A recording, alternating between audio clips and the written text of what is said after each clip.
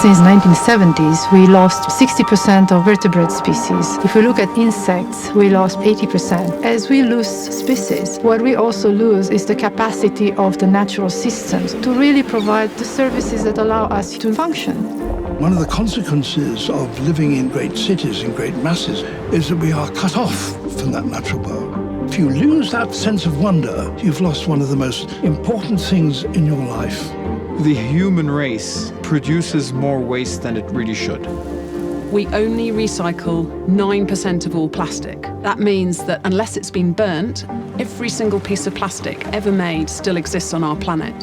The crisis of biodiversity with climate change, it's interlocked with many other global crises that we are seeing. Migration and climate refugees, political crisis, and perhaps a moral crisis.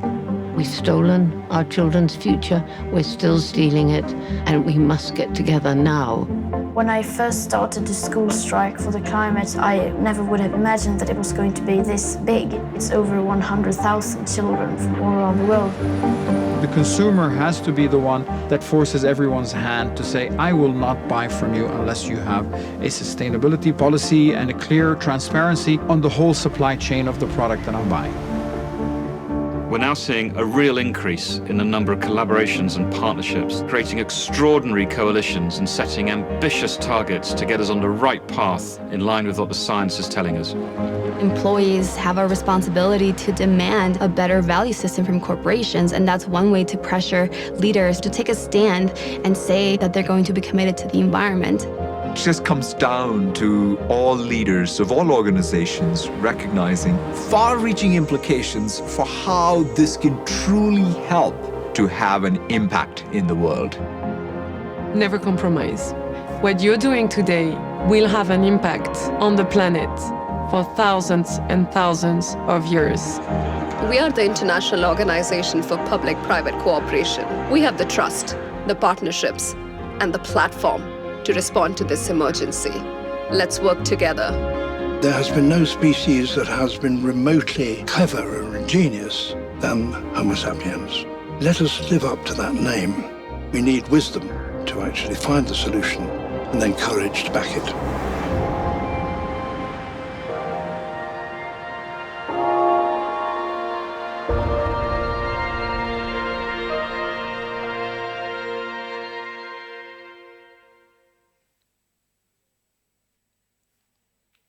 I'm delighted to welcome you all to this session. My name is Nicole Schwab. I'm the Director for International Relations at National Geographic Society's Last Wild Places.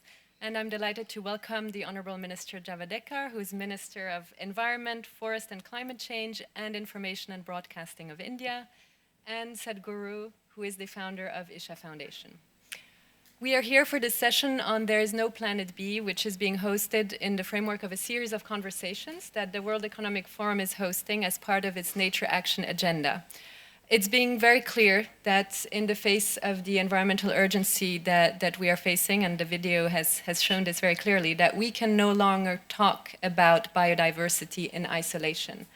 The climate agenda, the biodiversity crisis, water, air pollution, all of these must be addressed as a whole, and it's becoming very clear how the environmental challenges have direct consequences on the economy and on human livelihoods.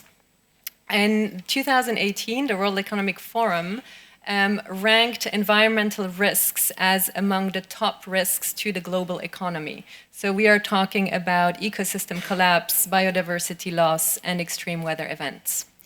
And here in India, India has been facing a lot of challenges. India is one of the most water-stressed countries in the world. With dropping water tables, we know that 14 of the major 20 river basins are at risk of severe scarcity in the next 20 to 30 years. There is significant pollution of water basins. There is a degradation of lands. A series of challenges that, of course, we see everywhere in the world, but are being made very acute in this country that's also very vulnerable to the effects of climate change. In this context, however, a lot of people are looking at where the international community can come together and start to change the course that we are on. Next year will be 5 years since the Paris Climate Agreements. It will be 5 years on track of the Sustainable Development Goals to take stock of where we're at. And in October, we will have all the countries coming together for the UN Convention on Biodiversity. In this context, Minister, India has played a leading role ahead of the Paris Climate Agreements, and I would like to ask you, what is India doing on biodiversity? How can we bring the climate and biodiversity agendas closer together? And what are some of the solutions that you've seen here that can serve as a model for the rest of the world? Our biodiversity is very rich. That is our culture also. Because we worship nature, we think of Charachar Srishti, that takes care of animals also, the plants, flora and fauna both together. So that's how our lifestyle, our ethos, and therefore today we have 24% of forest green cover in the country. In last 5 years, we have increased green cover outside forest by 15,000 square kilometers. That's one. We have already overachieved our IKI targets. And IKI targets, and more importantly, our success of biodiversity shows in figures. We have world's 77% of tigers, 2,967. We have 30,000 elephants, 3,000 rhinos, 550 lions. All require a complete biodiversity chain. If one is broken, the other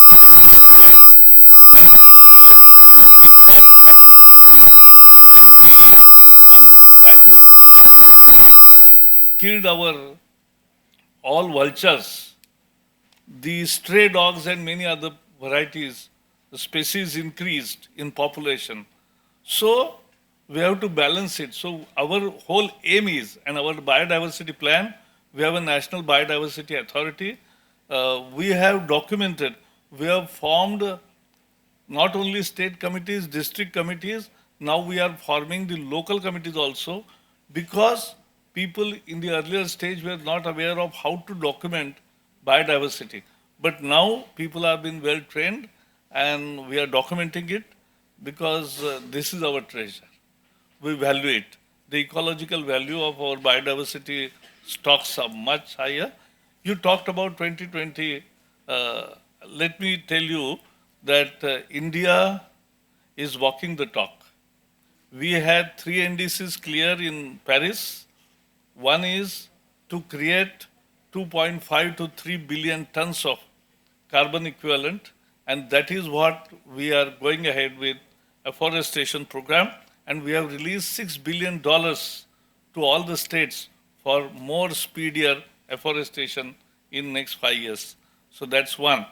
Second is we have already achieved reduction in our energy intensity by 21%. We have promised 25 to 30%. We have already achieved.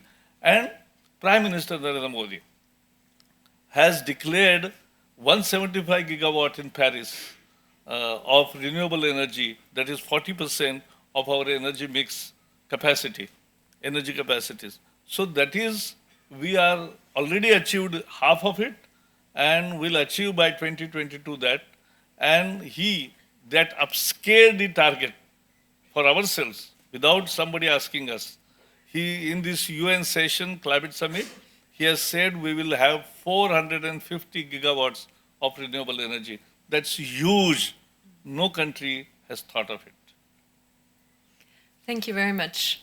Sadhguru, you've been engaged in a massive river revitalization effort with Rally for Rivers. Can you tell us a little bit more about what prompted you to start this project, what need it's addressing, and what lessons you've learned in the process? Well, I'm not an environmentalist, definitely not a scientist. Of course, I'm not the minister. But you are. So my engagement with the river started very early. I grew up on the banks of Kaveri, and I was around Kaveri not studying it, just enjoying the river for what it is, like any other worm or insect or bird or fish which lives there. So I know the river like a worm, not like seeing it like a water resource. I did not see it as a water source. In my experience, I was a tiny little life and the river was such a magnificent and huge life. People like you and me come and go. This life has flown for millions of years. But in the last 25 years, I've been watching with much distress how Kaveri is depleting. Today, the studies say it is depleted by 44%. But in my eyes, when I look at Kaveri, see, they're taking the monsoon flow also and saying 44% less. But if you look at it in the midterm, that is after 4 to 5 months after monsoon, let's say November, if you look at Kaveri, it is only 30% of what it was 50 years ago when I saw Kaveri. So, and what was a perennial river forever, now over 5.5 months it is not touching the ocean. It is drying up about 175 kilometers short of the ocean. Because of this, marine ingress is happening in that region. Up to 60 kilometers salt water has entered the land and people have vacated the villages. Places that I know very well, where there used to be sweet water in the wells, today it is all salt water. Looking at the Indian substrata, about 130 kilometers inland, water, marine ingress can happen. We have a 7,400 kilometer coastline. If 100 kilometers, if it comes on an average, 1/3 of the land will be lost, and the volume of migrations that will happen because of this and the civil unrest that will come out of it is not manageable by anybody. So if we don't put back somehow, see, the question is not about increasing the river flow, the question is about slowing down the river. There's a very beautiful saying in the Tamil language. They say, only if Kaveri comes walking, she's prosperity. If she comes running, she's a disaster. Right now she's running. I was, as a part of Kaveri calling, I was camping just beside the river behind KRS Dam, the Krishnaraj Sagar Dam in Mysore, which is where I grew up, with our group. And I asked the local villager, the dam is full to the brim, it is actually overflowing. And I asked him how many days it got full. He said, in 4 days. I said, this is not good. Because if it rains heavily in the catchment area, it would take 20 to 30 days to fill up. But today it is filling up in 4 days. And for the first time in 50 years, I'm seeing the reservoir is brown in color. Never before was it ever brown, because water, the rainwater came down, went into the soil in thick jungles and then slowly percolated pure water. But for the first time, this is brown in color. This means the soil in the mountains is coming to Mysore city, that's what it means. And this is not a small thing. This is going to, in another 100 years, if you imagine what will happen to those mountains, it's a different thing, because Himalayan rivers bring down silt, that's for a different reason. Western Ghats rivers should not bring down silt, it's very, very important. The silt level tells you what is the level of damage you caused. So, we thought through this whole thing, and what I saw was, well, everybody, if you're an environmentalist today in this country or probably in many parts of the world, is gather 25 people, protest in front of an industry or stand on a street corner and throw stones at somebody. This is our idea of, protecting environment. What I saw was, the largest land user in the country and in the world is the farmer. Why is he not growing trees? Because I know when I was young, I grew up in the farms, always we had trees. Why is he not growing trees? When I looked at this, I found the reason why he is not growing trees is, if he grows trees in his own land and cuts it one day when he needs it, he could be arrested, or some activists will come and protest, they will file complaints, police complaints against him. So he knows tree is trouble. He is not growing any trees. Without trees, what has happened is, there is no leafy material and animals have gone out because of machines. Now there is no tree, leaves from the trees, no animal waste, the soil is deteriorating. United Nations has fixed 2% of organic content as the minimum to call soil as soil. In my experience of being in farms, minimum 5 to 8% should be there to call it really fertile soil. But to become soil, it's 2%. But today, most of the Kaveri belt, the level of organic content in the soil is 0.68%. In about 17% of the soil, it's 0.005%. That means in another 3-4 years, this is going to become a desert. What was fertile soil, we have converted this into sand simply because somebody told us this very genius idea that you can run agriculture just with fertilizer salts. This is just killing the land completely. One of the most fertile lands on the planet, I'm saying this because a handful of soil in southern India has anywhere between 10 to 50,000 species of microbes. A handful of soil has more microbes than all the people on the planet put together. But today, this soil is turning into desert simply because we have been doing wrong types of agriculture. Without enhancing the soil quality, you cannot sequester water. Right now, over 85 trillion liters of water is coming in the form of monsoon. People who are just reporting there's not enough rains, this, that. Let me tell you, in the last 100 years in Kaveri Basin, the volume of monsoon has gone up by 8.5%. There is more rain because of global warming. All peninsula and islands will get more rain, this is natural. So, the rain is increased, but our ability to hold it is gone. We think we can hold it in reservoirs. No. All the rivers on the planet put together, whatever volume of water you have in all the rivers, the soil can hold 800% more water. So the real reservoir on the planet is soil. Without maintaining moisture in the soil, there is no way you can keep the land rich and the bioactivity going. So the loss of biodiversity is there in the forests. Yes, as the minister said, well, the tigers are coming back, the elephants are coming back, their populations have increased. But I'm telling you, our focus is largely on this because these are exotic creatures, they're getting the attention. But the real loss is happening in terms of insects, in terms of microbes. This loss is very big. For example, the bee population in India has dropped by 82%. 82% loss in the bee population in the from 1970 onwards. That was the baseline from which the studies have happened. 82% loss. Of the 108 important food crops, 90% of them need bees and animals to do pollination. Without this pollination, the level of vitamin A present in our food crops has come down so drastically that now studies are showing wherever the vitamin A in the food crops is less, the blindness is growing. You could have a huge population with vision losses in this country simply because there are not enough bees. So as a part of Kaveri calling this agroforestry movement and bringing back bee cultivation, honey development and bringing back colonies of bees in millions is being done right now. The reason why we're doing it this way is because it's an economic plan fundamentally. This will enhance… we have converted nearly 70,000 farmers into agroforestry. What we have seen is the soil condition has improved within 3 to 4 years phenomenally. Water tables have come up. Above all, in 5 to 7 years, the farmer's income is going up 300 to 800%. We are converting about 3 to 5,000 farmers per year. But if we go at this pace, it will take 80 to 100 years.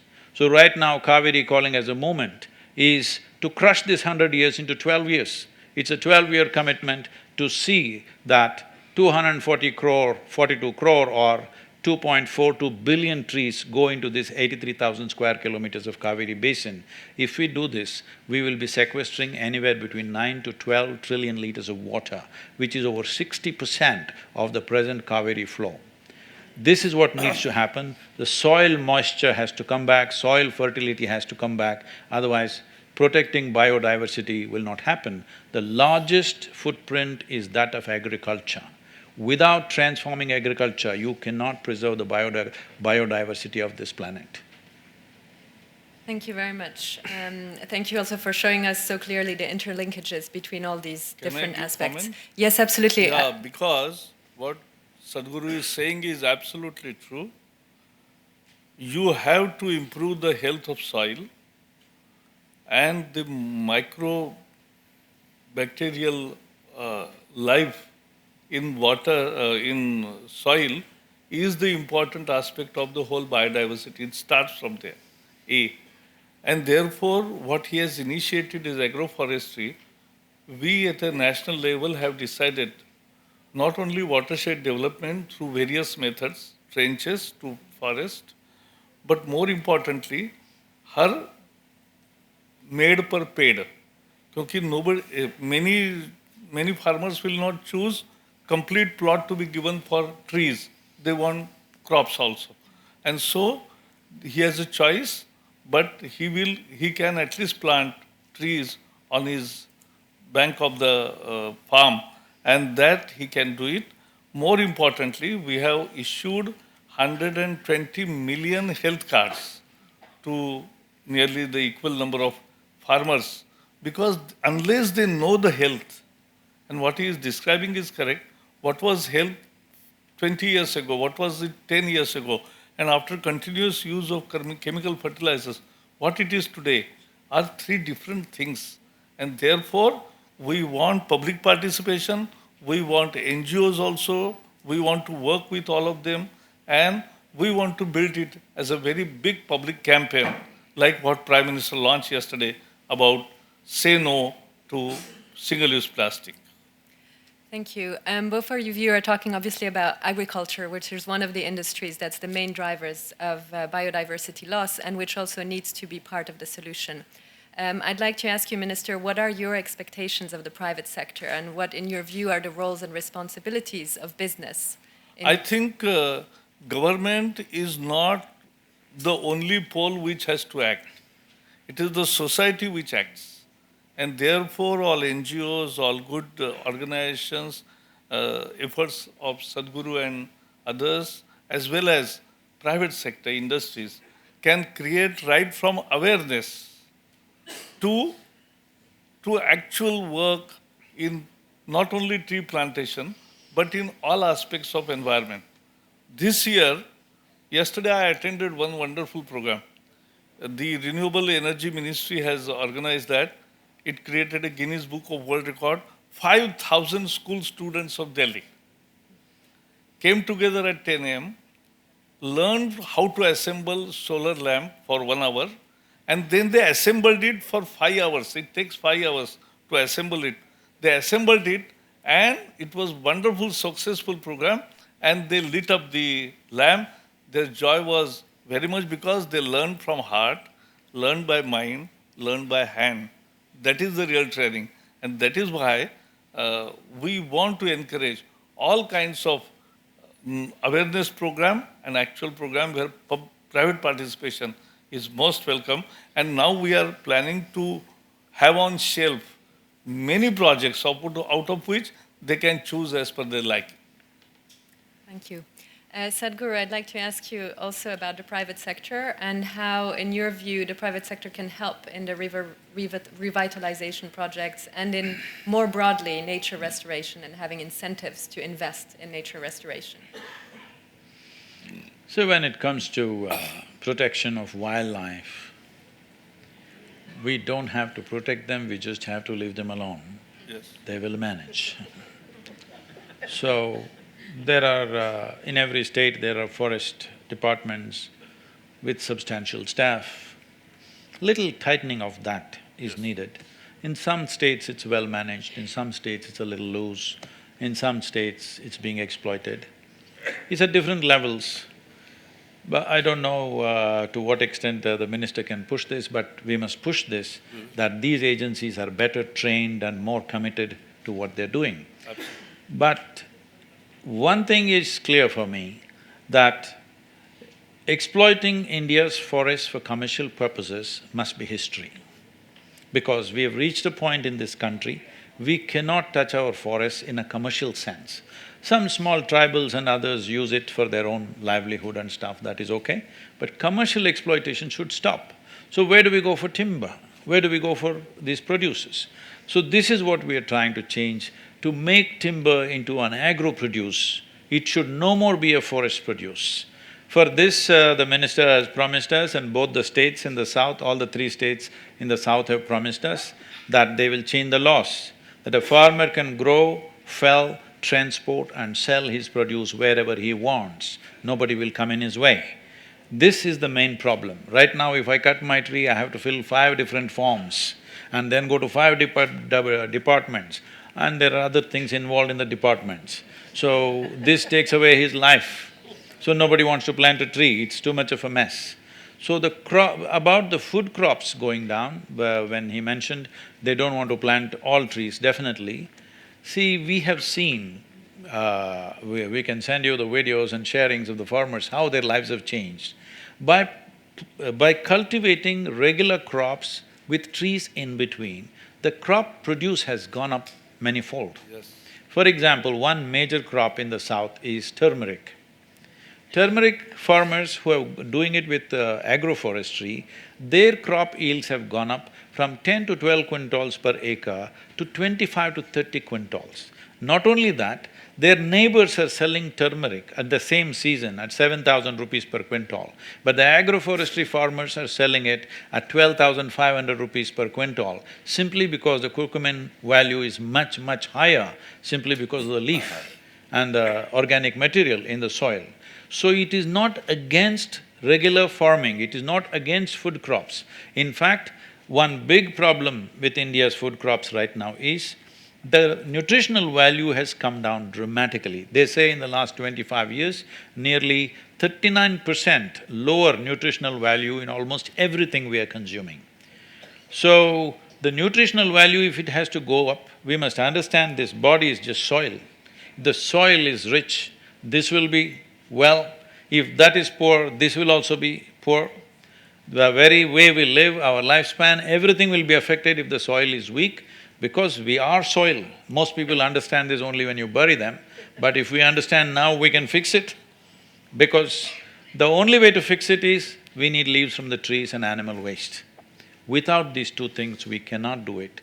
So, about involvement of businesses, about involvement of public, about involvement… of course the government is involved with that. When it comes to agriculture, because agriculture covers the largest area of land, both in this country and largely in the world. In this country, nearly 83 to 84% of the land is covered by agriculture. Nearly 84 to 86% of the water is used by agriculture. India is one country which is using its groundwater to the limit. To the limit means Tamil Nadu, Coimbatore region, next to Western Ghats, where it's a very rich agricultural land, in summer months, the pumps run only for 5 to 7 minutes at a time. That means we've really scraped the bottom. The wells have gone to 12 to 1400 feet, and within 5 to 6 minutes the pumps go off because there's no water. Taking away water at this level, taking it to this last drop in summer months is happening mainly because there's no sequestering of water. When the rain comes, it just runs off. Without sufficient tree cover, one thing that is happening which is being ignored is, there is a tree is like a fountain. It is taking water in and throwing it out. Nearly 60% of the water that goes into the atmosphere is happening from the land. What goes into the atmosphere is because of transpiration. Trees are throwing out this much water. 1 acre of trees can throw up about 20,000 liters of water in a day. I'm repeating that, 20,000 liters in a day. That is the amount of water it is throwing into the atmosphere. So, it is changing the climate the way we want it. We are changing the climate the way we don't want it, they are changing the climate the way we want it. Because if you want to control solar radiation, there is nothing like a tree. If you don't understand what I'm saying, stand in the sun for 1 hour, then walk under a tree, you understand what I'm saying. There is nothing like a tree. So, bringing these things back, we have thought that this is against agriculture, it is not so. Today we have 69,760 farmers converted to agroforestry in the last 18 years, whose incomes have gone up phenomenally, and the nutritional value in the land has gone up, and the water tables have come up. The most amazing thing is, I always believed, if you want to bring up the water table, minimum 50 to 100 acres of forestry or agroforestry you must do. But the amazing thing that I'm finding is, somebody does just 2 to 3 acres of agroforestry and the water table comes up. This is the miracle of the of this planet, that if you just nurture it a little bit, it bounces right back at us.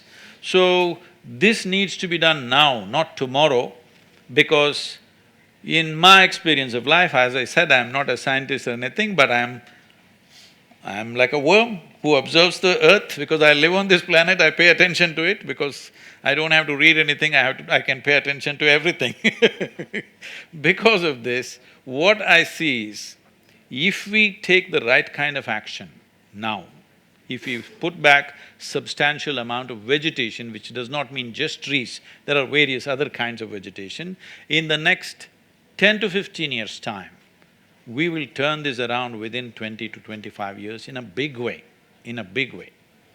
I am talking about how I saw Kaveri 50 years ago. I want to see it like that before I die. This can be done. But if we leave this 15 years and let's say we go about without doing anything for 25 years and then we try, in my opinion, it would take 100 to 150 years to turn it around. For various reasons, I don't want to go into the details of it, but for variety of reasons, it would take that much time to turn it back if we don't do anything in the next 25 years. So our window is hardly anywhere between 10 to 25 years is the window we have. This window we must act. That means this is a generational work. This is not my work, this is not somebody's work, this is a generational work. Are we going to be a responsible generation or not is the big question. Minister, in your view, for us to be able to turn this around, as Sadhguru says, what are some of the policies and regulations that the government can put in place to push to accelerate this change and to push more investment into nature conservation, into some of the efforts that Sadhguru has outlined?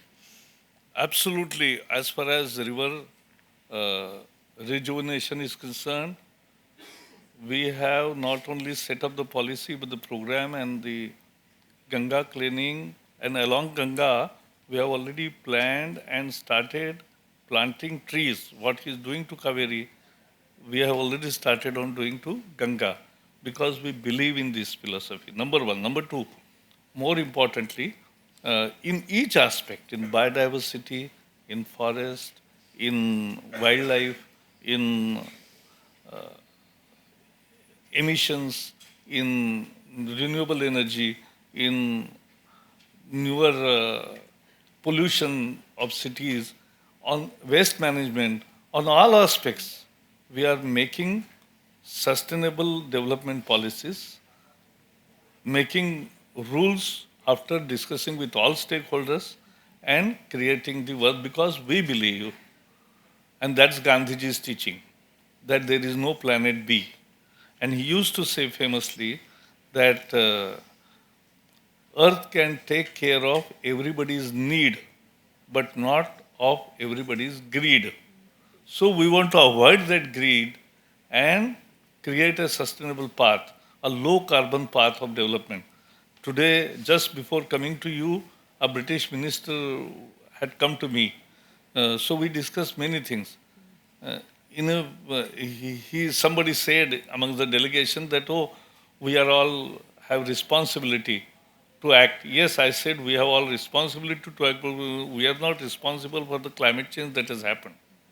Because that was not our lifestyle, that was not our ethos, and we have not emitted carbon. But still we want to be part of solution. And that is what we are, and therefore we believe in dialogue, we believe in stakeholder consultations at all levels, and learn from every country, learn from every experiment that is happening around, and take cue from it and make a public-friendly policy with public participation at the core of it. Wonderful. If I can say something Please. about the business. About the business participating. For example, this is… I'm just suggesting they can consider this according to their willingness. For example, in Karnataka part of the Kaveri basin, there are 54 taluks. Taluk means a county. So what we are looking at right now is to convert 500 farmers in each taluk. Because if you do this, once other people see the economic benefit, after that it's unstoppable. Not only there, across the country, in the tropical world, it will be unstoppable because we have to demonstrate the economic benefit. So in every taluk, we want 500 farmers to convert. Within 3 to 4 years, the benefits will be visible, and after that, it will go by itself. The industry can take this up. If 54 industries take up one taluk, we are only talking about 500 farmers. Government is giving the subsidy. Government is changing the laws to facilitate agroforestry. We are facilitating it on the ground. The industry or the business can participate in accelerating the process by putting a little bit of lubricant, and instead of aiming for 500 farmers, we can aim for 1,000 or 2,000 farmers so that the demonstration is much stronger. This is how they can participate. Right now, to articulate this, in Karnataka there are 54 taluks. In Tamil Nadu, there are 67 taluks which need to be attended to. So this many industries or this many businesses, if they take up one taluk, there's hardly any expense, believe me. It's not a big money, a little bit of money. And the problem is this, when we work with the government, they are willing to do everything, but at that moment when action is needed, we will get trapped in the bureaucratic process. So if industry or private business was there who will respond to the situation quickly, it would be a big boost. They can do this. Wonderful. I'd like to open the floor for questions. Please state your name and formulate your question as briefly as possible. Anybody? Please, yeah. My name is Narendranath. I work with an NGO called Pradhan, as an organization that works on natural resource management and sustainable farming, with about 1 million families in Jharkhand, Chhattisgarh, etc. What Sadhguruji, whatever you just said is gospel for us. I mean, textbook, we totally try to follow the kind of principles that you just said. Having said that, I would like to have the view of, of the panel, both Mr. Minister and Sadhguruji, on two sticky topics of the day, of the contemporary times here in India at least. On the first topic, I think I almost know your answer, Sadhguruji, because from what you said, it's about capturing moisture in a million small plots versus capturing in one big dam. So the question is, what is your view on the whole discussion about the big dams and the controversies around the big dams? And the second is about this, again, a current big discourse going on about interlinking of rivers. You said the Kaveri is a different river system compared to the Himalayan rivers. So how advisable is to try to link these rivers across the country? So these two topics are discussed far and wide, but we have not reached any resolution on this. Your views, both the panelists. Thanks. Shall I speak? 2 minutes. Interlinking rivers is a voluntary program. It can be within the state, wherever they think feasible to align. It is not taking Ganga to Kaveri, but it is aligning. Now the Ken Betwa, both Uttar Pradesh and Madhya Pradesh have agreed. And even after regime change, both agreed because both benefit. And therefore, this is the way forward.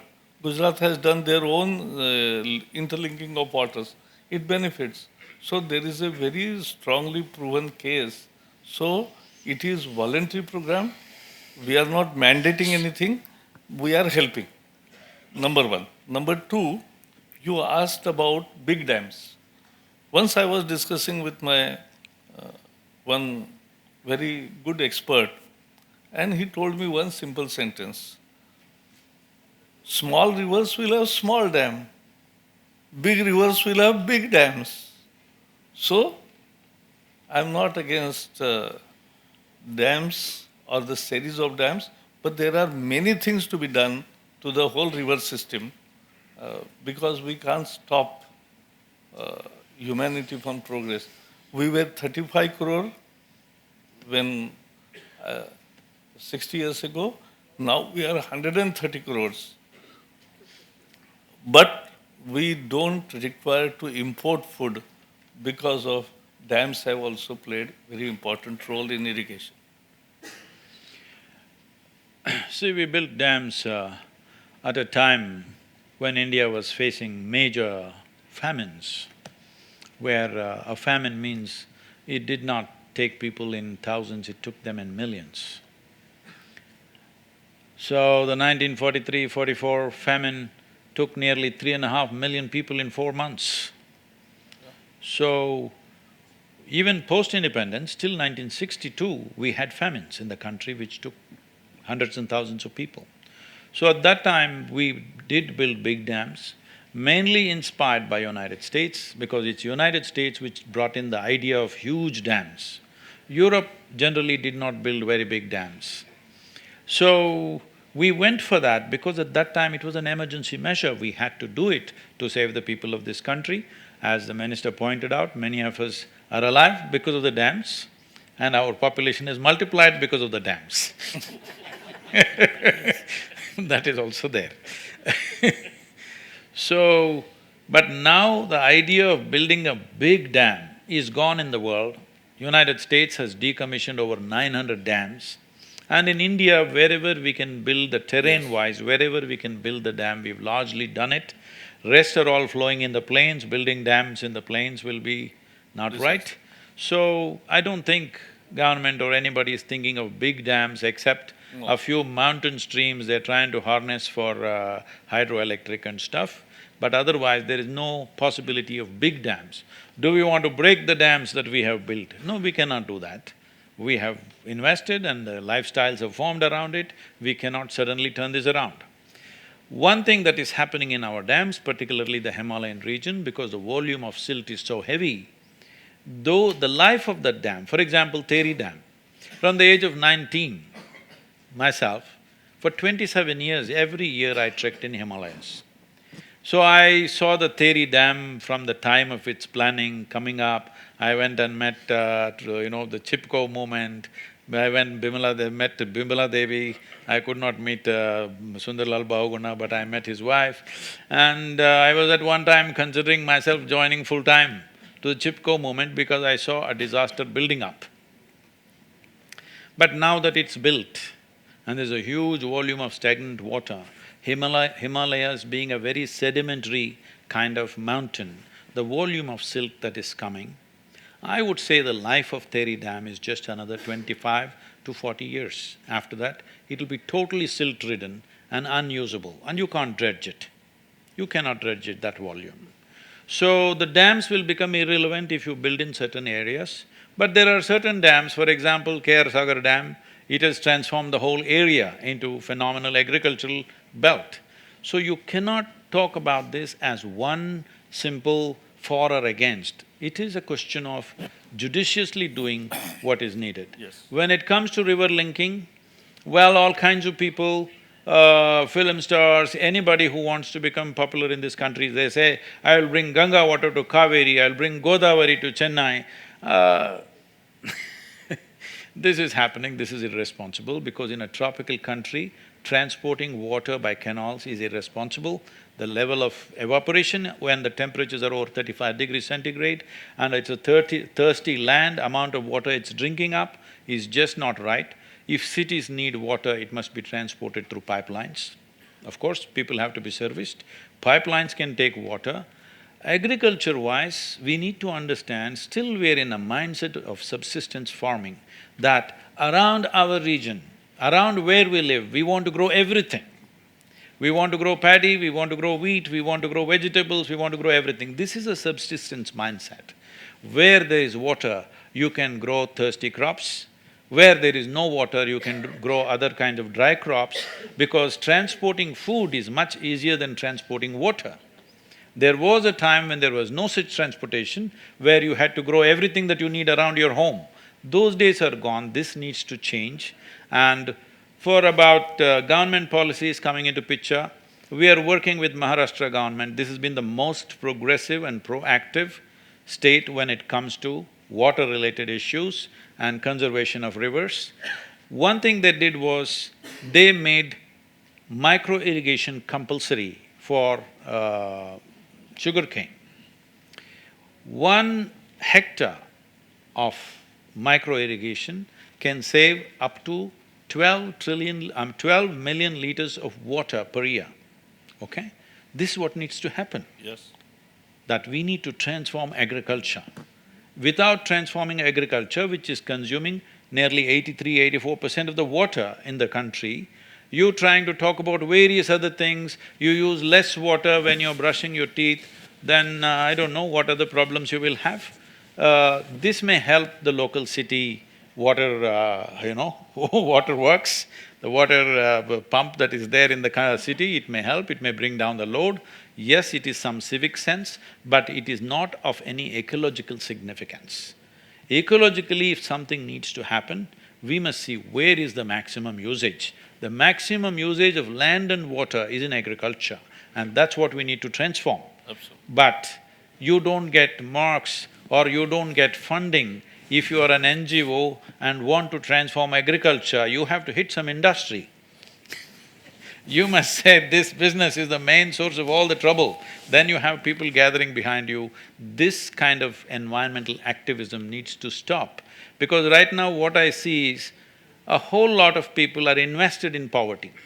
Right now we have proven, 18 years we have proven that the farmer's income can be changed dramatically by going into agroforestry.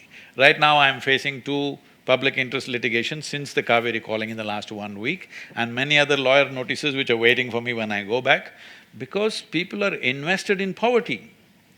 To convert people into communism and other kinds of religion, you need poverty. So people want the farmer to be poor, they're afraid if farmers' economic condition changes, how will they manage their business?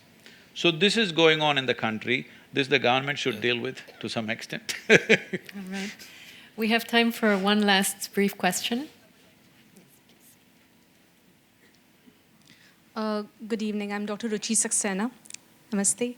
Sir, I have seen a dynamic leadership over many years. I'm a girl who's from Mumbai, but I'm married to somebody from Nepal.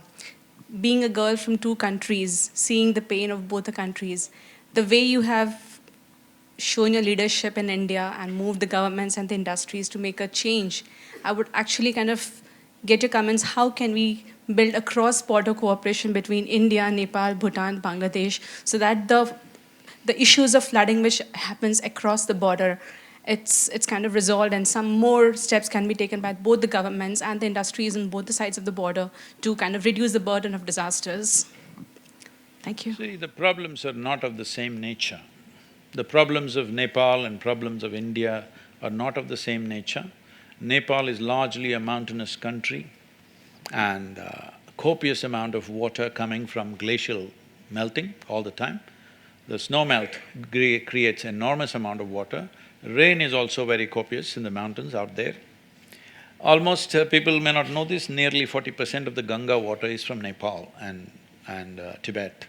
So, the water that is coming down there, people are trying to build dams there, which may solve some immediate problems for them, but it'll create major problems over 25 to 50 years' time. You should not build too many big dams in Nepal, and they want to build now. These things you cannot stop them. But people here also think too much flooding is happening and we must build dams in Nepal. We must understand this, the entire development of this civilization happened because of these floodplains.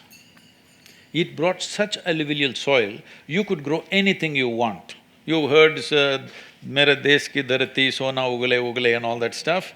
That is mainly because of the alluvial soil that came down from the mountains. Yes. But now we are having a whole population living in the floodplains and we think flood is a disaster. Flood is not a disaster, it's a very good thing. It's bringing wealth into the nation.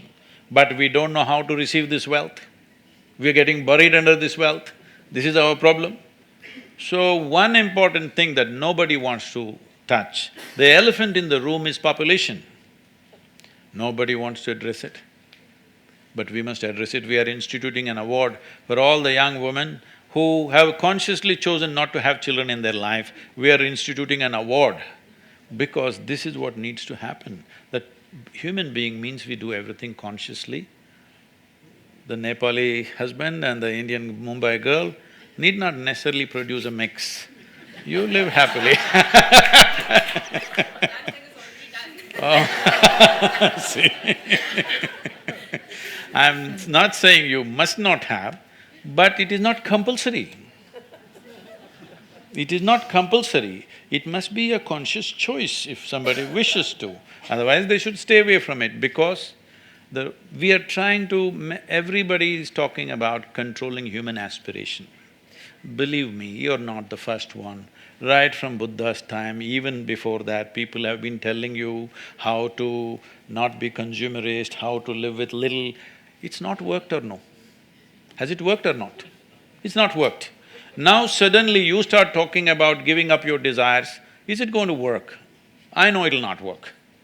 You cannot reduce human aspiration. But if we have sense, we can reduce human population. United Nations is predicting by 2050 we'll be 9.8 billion people. 9.8 billion people, I don't want to live on this planet. And it's a shame, it's an absolute shame we are even thinking of a planet B. What does planet B mean? We mess up planet A and go to planet B. Are we not ashamed of that? Even to think that we looking for a planet B, I think it's a shameful thing that we should think of a planet B. If there is a planet B, we should never step on it because of what we have done to planet A. Hello? So, reducing human population should become a major focus of world leadership. It's very, very important. So, one reason India's population has multiplied the way it has is not necessarily because of excessive reproduction. In 1947, the average life expectancy of an Indian was 28 years. Today it is 71, which is a phenomenal achievement. So as our lifespan increases, what this means is we are postponing death. If you're postponing death, should you not postpone birth? I'm not talking any philosophy, I'm talking simple arithmetic. Minister, would you like to comment on the question about trans-border cooperation? Which cooperation? The question that she asked about trans-border. I'm going backwards now. See, that's a Himalayan ecosystem, and as Sadhguruji has said, it's very right that every country's topography and climatic conditions and rainfall and everything is different. So it needs different solutions, and we are working on it with the respective countries where we can actually collaborate with each other so that both countries don't suffer much. But as he is rightly saying, alluviating soil comes through floods. The only issue is how to manage flood. We are seeing how not to manage floods. Thank you. I think we have time for one more very brief question, if anybody…